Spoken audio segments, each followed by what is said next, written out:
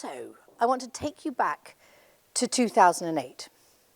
So in 2008, the Library of Birmingham, where we are today, the City UK have gathered us here, was a mere idea, and plans were being drawn up for what was then a parking lot.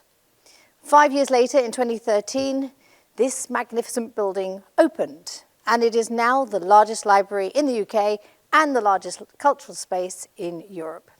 So it's a fitting backdrop for my speech today, which also looks at what can be achieved as we explore our next multi-year strategy.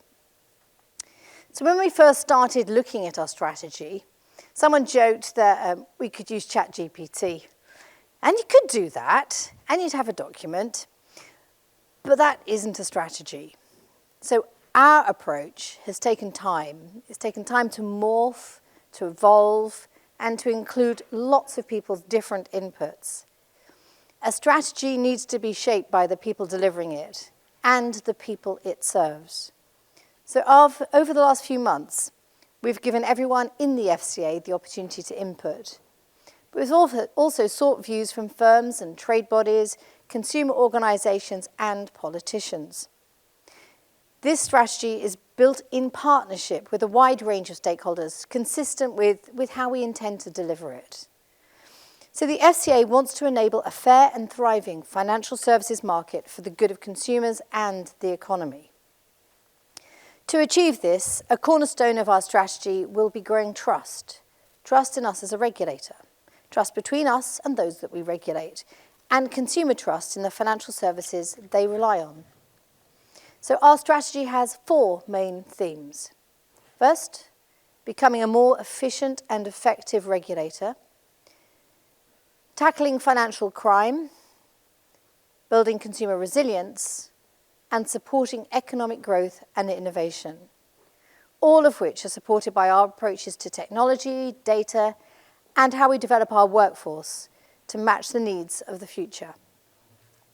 We've also decided to set our ambitions on 2030, so a 5-year strategy, recognising that it takes time to deliver and cement change. So now let me take you on to the next stage of the journey and tell you more about what it looks like. So our first area of focus is based on consistent feedback we got from CEOs around the industry. And that was the need to be more efficient, more effective, and more proportionate. Quite simply, to do the day job better. Now, it's a theme that's common to many corporate strategies, brilliant in its simplicity and yet challenging to execute. So we want to increase value for money and reduce regulatory cost where we can, recognising your feedback that industry is not an open checkbook. Through the practitioner panel survey and various fora, you've told us that you want us to streamline data requests.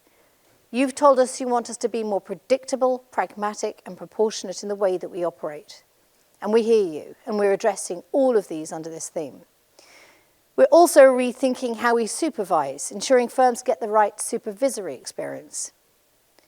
Under Nikhil's leadership in the last 4 years, we've made significant improvements.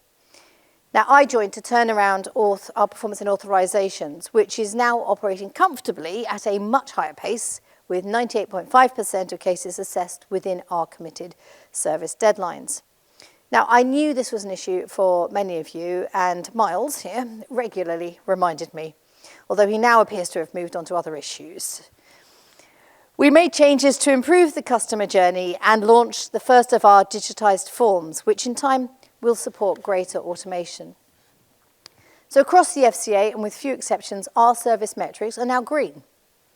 But getting a green service metric doesn't mean that we're doing things in the most efficient way possible. We can still improve. So recently, we've sped up our enforcement investigations, as low as 13 months in a recent case versus a 42-month average. It's also reflected in our policy work. With our recent consumer duty call for input, which we've had over 170 responses to, we're looking to simplify our retail conduct rules and guidance, especially where there are areas of complexity, duplication, and overprescription. At the same time, technology is changing. We want to make sure that we automate elements that are rote and focus our colleagues' time on the judgments to be made. We may have concluded our transformation programme, but we continue to embed a mindset of continuous improvement. Within that is a greater focus on data and digital tools and how we regulate. Fundamentally, it's all about advancing skills.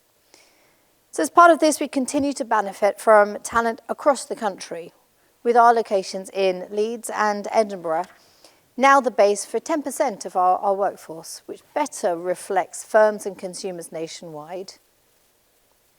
So moving on to our second theme of financial crime. Financial crime, including fraud and money laundering, does enormous damage. It harms consumers and businesses and undermines trust in our financial system. Our regulation plays an important role in the collective fight against it. So in our current strategy, we're to set ourselves the target of slowing the growth of fraud. And we've seen some positive results, but we're thinking about how we can go further and how we can shift regulation towards a greater focus on outcomes and continued partnership with the wider national system, where we are leading or supporting on 20 of the 43 actions in the second National Economic Crime Plan. Our next strategy will reinforce partnership working, also looking internationally to achieve a further step change on the prevalence of financial crime. Now, financial crime knows no borders, and so our response must reflect this. So we're seeking partnerships to share data where we can, to use data analytics to find connections that help to identify and prosecute the underbelly that operates in financial services. We've already run a proof of concept that synthesized what would have been weeks' worth of data analysis into a couple of hours, resulting in the identification of criminal activity. The UK regulatory regime is highly regarded and only pipped from first place by Singapore. We have no intention of eroding the high standards the UK is known for. And financial crime not only harms consumers, but is a drain on economic growth. It's in all of our interests to fight it. But we also hear concerns about the cost of financial crime controls. So is there something we can do here? Perhaps digital passports are the answer. If we're able to confirm identities in a new way, can we reduce the need for some of the KYC or AML checks that need to be completed when you set up a new customer?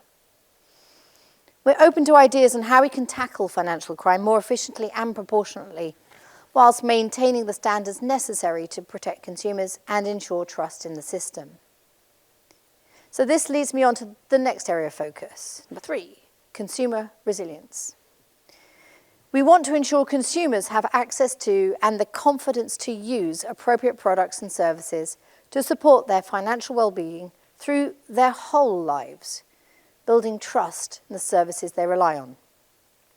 So the Consumer Duty places the onus on firms to ensure that consumers are empowered to understand products on offer, to help them make informed decisions on what's appropriate. While we don't have financial education within our remit, we work closely with organisations such as the Money and Pension Service. If I look at the financially excluded, we have made sure there are basic bank accounts, but these aren't always pushed, they aren't always offered. For others, it may be about boosting their savings and improving their resilience. As the last panel identified, and in recent weeks, there's been a focus on the amount of cash held in accounts. Now, choices on how much cash you need, quickly accessible versus how much you put to work, be that in pensions, investment vehicles, or anything else, are individual. We're working to refine that line between advice and guidance and making the distinction clearer to help consumers understand their choices. So one of those choices might be around pensions, where we're working closely on targeted support and also on ways to increase value. Financial choice could even include investments that offer better returns in the long run, even if they do have a slightly different risk profile to more traditional forms of saving. Ultimately, we're seeking to build trust through greater consumer understanding in a way that is mutually beneficial. Now, I promise it's an unintentional pun, but I would like to take a moment on mutuals. So they are a long-standing feature of the sector and the economy. So it may seem paradoxical in the context of a new, shiny strategy, but the stability and value they bring through financial inclusion and access to service are great examples of how to improve consumer resilience. So we welcome the government's invitation to participate in growing the cooperatives and mutual sector and look forward to working with them on it. And that theme of growth brings me to the final area of focus in our next strategy, supporting growth and innovation. So as Miles said, I joined the FCA from the City because I believe that a well-run regulator can set the mood and the environment to underpin a thriving financial services sector and therefore a strong economy. The financial services sector produced £278 billion in economic output in the UK in 2023. That's 12% of the economy and £110 billion in tax revenue. Our asset managers are responsible for £11 trillion, making us the world's second largest investment manager. Growth in the sector is stronger and more sustainable when there is consumer confidence and the market has integrity, supported by healthy competition between firms. At the same time, you want the sector to be a magnet for international investment. Foreign direct investment, FDI, in 2022 stood at £2 billion as asset managers, fintechs and investment banks opened offices here, creating 15,000 jobs. So the City UK estimates that we are the world's leading net exporter of financial services with a trade surplus of £80.2 billion. As a regulator, we cannot grow the economy in and of itself, but there are ways that we can facilitate the growth. The first is to reduce the cost of regulation, or more specifically, ensure there is good value from it. Domestic and international partnerships will be key to shaping this. And this links back to ensuring an attractive regulatory environment through operational and regulatory excellence, predictability and consistency. The second is to support innovation, facilitating a more productive and competitive sector. We're looking at ways of helping new business models to stand up quickly in the future, building on the work we have done with early and high growth oversight, at the regulatory sandbox, and innovation pathways. In the last decade, we have supported nearly 1,000 firms through our innovation services, and we continue to evolve our offer. Our AI lab, which will help firms overcome challenges in building and implementing AI solutions while supporting safe and responsible development. We'll explore new opportunities through open banking and open finance, as well as private finance.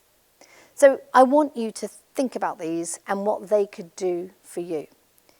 If you could see transactional level data, would that help create a stronger lending environment? The third is about facilitating investment in the real economy, including resolving the advice guidance boundary. We have reformed public markets through changes to our listing rules, introduced greater freedom in how asset managers pay for investment research, and proposed a public offer and admissions regime to replace the current prospectus regime. We plan to improve retail access to fixed income markets, and our policy programme on sustainable finance is one that seeks to build trust through high but proportionate standards, supporting the green finance transition. So this goes hand in hand with consumer resilience and an important debate on risk appetite. So we welcome the Chancellor's statement on this in her recent speech. Now, as someone who worked in banking in 2008 and throughout the crisis, taking more risk is not a topic I treat lightly. Investments may go up or down, and some firms can fail, and some innovations may not succeed. So managing risk is a careful balance. It requires us all to build trust by being clear why some risk is necessary and what it means in practice. So in 2013, this building replaced a structure that King Charles III once described as resembling a place where books are incinerated and not kept. But this library became an emblem of the city's regeneration, an emblem for the future economy. So I'm excited to be writing the next chapter for the FCA in partnership with the government, fellow regulators, and importantly, with you. I'm optimistic to show that we can build together a better future for the next 5 years. Thank you. Cheers.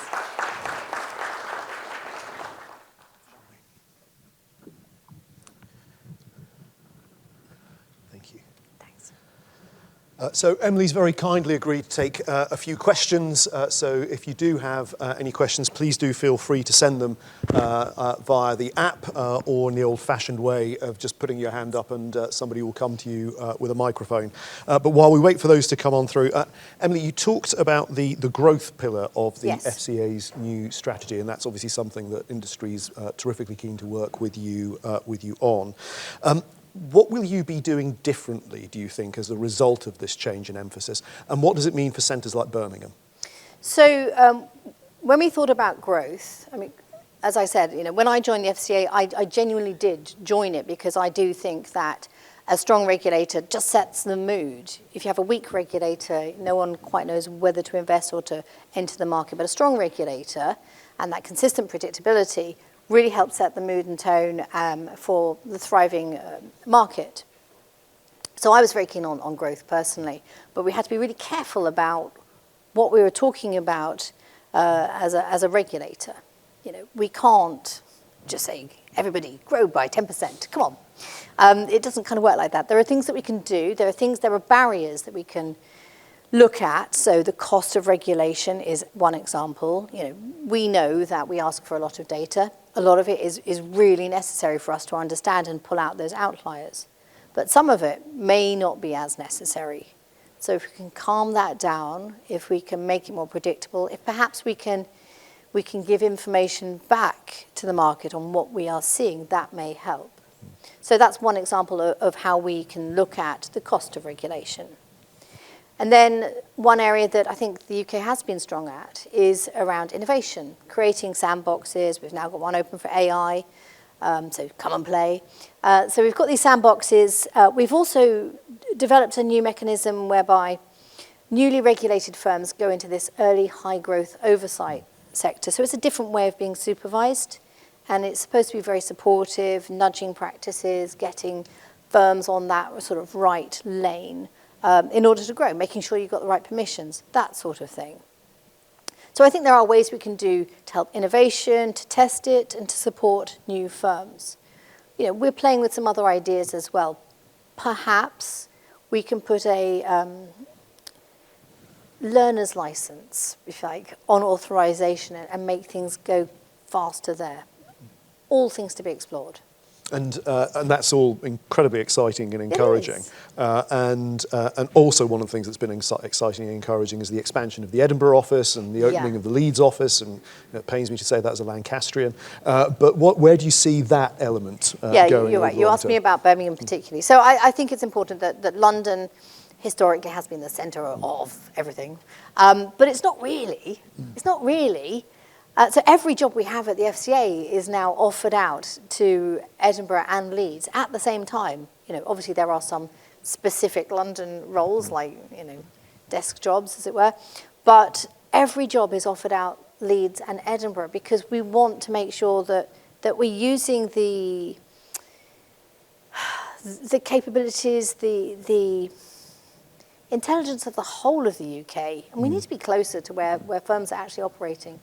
So that's why we've expanded out and why we continue to expand out. And we do try and sort of get around the country as much as we possibly can in order to talk to firms and say, well, what's it like for you on the ground? What can we be doing differently? Tell us. We are here for financial services as well as consumers. So tell us what we can be doing differently too. We're listening. And sort of when you think about the sort of direction of travel on regulation, obviously one of the things that's come out today is geopolitical risk, geopolitical change. The fact Andrew Bailey said at the Mansion House speech the UK should be a free trading nation. He saw that almost as a sort of British characteristic. Yeah. You know, our countries tend to do well when there have been lower regulatory barriers internationally, not higher regulatory barriers. To what extent is that going to feature in the 5-year strategy, or the thinking behind the 5-year strategy, without giving away too much about what we can expect? Spoilers. No, it's fine. So someone did genuinely say ChatGPT, let's just get it done. But beyond that, we spent a lot of time looking at economic data, economic analysis, thinking out what's going to happen in the next 10 years. And that geopolitical uncertainty was one of those things that we considered, some of the what-ifs. Now, the UK regulators, both the FCA and the PRA, have a lot of those sort of leadership roles or participate on global standards bodies. I think we're absolutely going to continue to do that, participate at least, if not lead on the odd one or two, because the way finance works, it is a global system. And so therefore getting that global system to work right and making sure that we are attuned to what's happening in the rest of the world is important, remains very important. So getting those global standards right, when we're looking at changes to regulation, we are looking at Europe because we know that the regulation is fairly similar, and being very, very mindful where we're going to change and make a difference, because any change has a cost, and there's a burden to that cost on the firms that we're putting that change on. So we're very mindful of it. We're coming towards the end of the event, but a question that's come in that I'd be really interested in your perspective on, I suspect I might know your answer. Are there any other regulators and regulatory frameworks around the world that you think the FCA can learn from?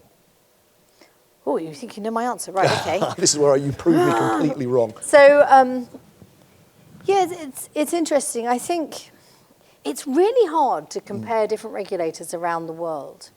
The ones that, when I was on the other side of the fence, that I particularly liked, if that's the right word, were Luxembourg and Singapore.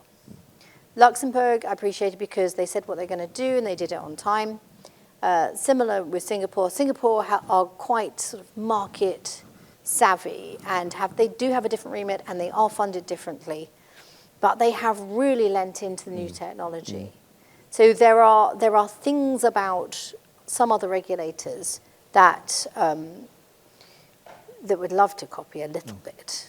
I was only 50% right. I guessed Singapore, but I didn't guess Luxembourg. So as we come to the end, one other question. I was really interested in a point that you made, that it's not the job of the regulators to generate growth. And instinctively, I actually agree with that. I don't think it is the job of the regulators to generate growth. That's the job of the private sector. The state doesn't do that. But you made a point, and I'm paraphrasing here, so correct me if I'm out of line, but you made the point that the regulators can do things to encourage growth or get out of the way of growth. As you think of that, and also having been on the private sector side and seeing now the sort of life and the perspective from within the regulator, do you think that there is more that we can do? This is not just an FCA question. This is a sort of national question. It touches on the speech that the Chancellor gave at Mansion House. Is that something that as a society we have done enough of? And is that something that from a, if I can use the term air cover perspective, we need to do as a society to provide for economic regulators generally? Yeah, so I guess one of the things that was in my head, and it's come across in Nikhil's speeches as well, is 2008 was obviously a bit of a moment, and a lot of regulation followed that, a lot of tying up of capital, a lot of cautiousness in the system. And one of the questions that's in our head is this the right time to take the foot off the brake a little bit and add more risk? And then if we do add more risk into the system, or allow more risk into the system, what does that mean? What happens if something goes wrong? Is everyone going to sort of revert to type and say, how could you possibly let that happen? Or is it going to be accepted?